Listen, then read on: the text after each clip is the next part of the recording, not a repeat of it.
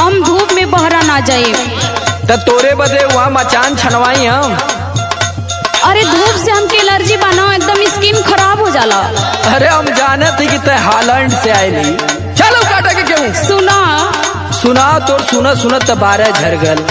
गेहूँ काटब ना करौले बानी सैया फेसियल।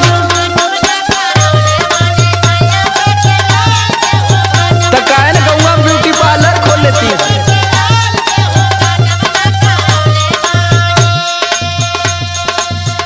राशन लेके आइब कार्ड बनावले बीपीएल। राशन लेके आइब कार्ड बनावले बीपीएल। गेहूं काटब ना करौले बानी राजा फेसियल।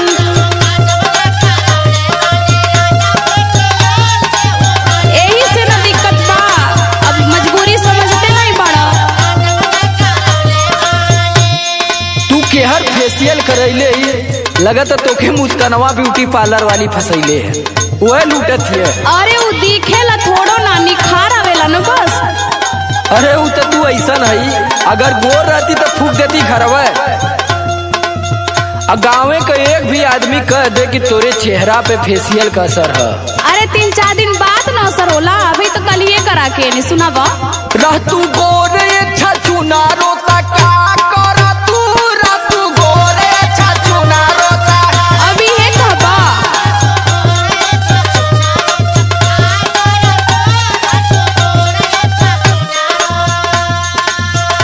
पोती पाउडर जब ना खरा 1000 कर तू।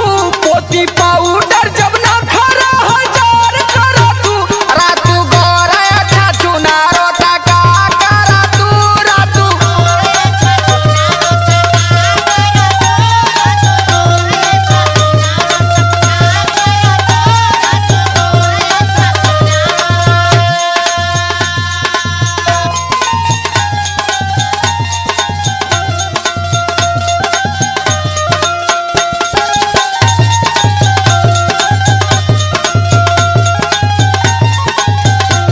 सुना, और एक ठे परेशानी न बा, तोहरा पता ना हो। बोल बोल बोल, तोर कोनो परेशानी हमसे छूटल है? सुनबा तब ना, काहे ना छुपल बा। सुनाओ सुनाओ। जइबो ना खेत में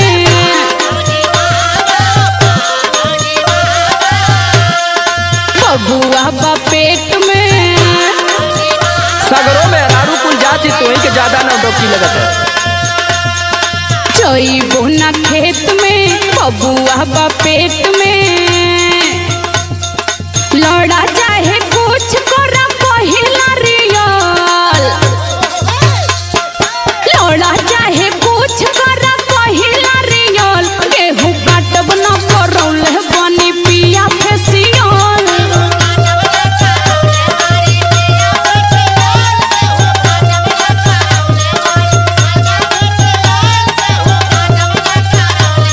बहुत महंगा है, सहनाज का है, सोच लिहा। तब हम कहीं कुंडवा में का सरसोईया का भैल कर तू सहनाज का मसाज करवाओ। देहिला जब हमने दहीना तब तोरे समझ में आवाला। अब तक कुछ साफ हो गईली मसाज फसाज करवाए के। हाँ नहीं तो जब तू आयल रही ना, अरे बाप रे बाप। और तू जबले हंसत ना रही ना, तबले हम देखी ना पाई कि कहाँ है। अरे तो जब आवे करा तबे 2 दिन पहले में करौले रहली ना। अरे सुन तू कैसे रहली बतावा। आइल रहली कौआ, ढेर मत बोला। मारत बाड़ू भौआ।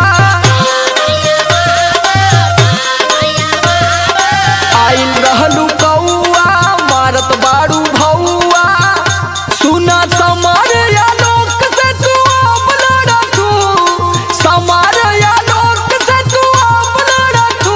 रह तू गोरे छछु ना रोता का कर तू, रह तू।